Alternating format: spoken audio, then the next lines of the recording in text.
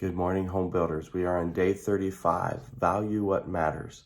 I was reading a little cartoon today, and it showed three different segments going across. The first one where people, in the early stages of life, and the money is flying by, and the guy is there, and he's chasing after the money. The second one was a guy, now he's a little bit bald in the front, and he's got some of the money with him, and he's still running after the rest of it. And then the third one on the bottom, he's now completely bald. He's got all the money up into his arms, and he's at the edge of the land where he was running, and it says eternity and a cliff. And he's got this face of, oh my goodness, what in the world have I been doing all of my life searching after this? Well, that goes with our verse today. Proverbs 23, verses 4 and 7 says, labor not to be rich. Cease from thine own wisdom. Wilt thou set thine eyes upon that which is not? For riches certainly make themselves wings. They fly away as an eagle toward heaven. Eat thou not the bread of him that hath an evil eye, neither desire thou his dainty meats. For as he thinketh in his heart, so is he. Eat and drink, saith he to thee, but his heart is not with thee. So, this is basically today, what do we value? Is our entire life, we just talked about contentment the other day, and now we're talking about what do we actually value? What are we spending our time collecting or investing in?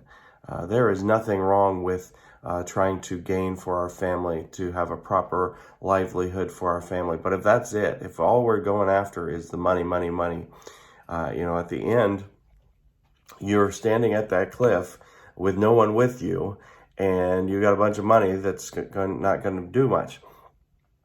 He uses in here the old illustration of if someone was collecting asphalt their entire life, we'd look at them like, you're crazy. But yet, we know in heaven that the streets are made of gold. So you're collecting something that is of such little value in heaven that they make the streets with it. I find that an interesting comparison. But are we spending the time with our family, showing them that they actually matter to us? The whole quality-quantity time, it's both, all right?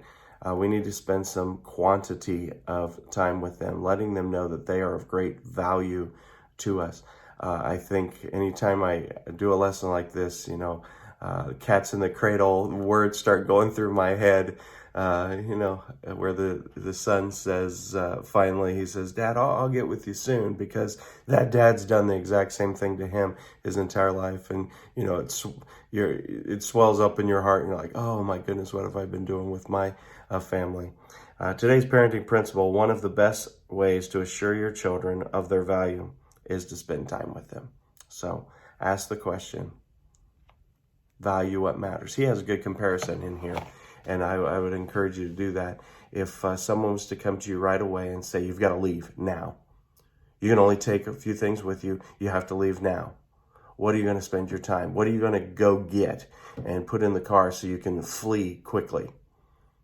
Obviously, you're going to pick the family. You might leave one of the pets. I don't know. But you're going to have your family there. You're going to take the wedding pictures or whatever it might be. You're going to take that hard drive that has all the pictures and videos and all that kind of stuff. Or are you going to be collecting silly things that mean nothing at all?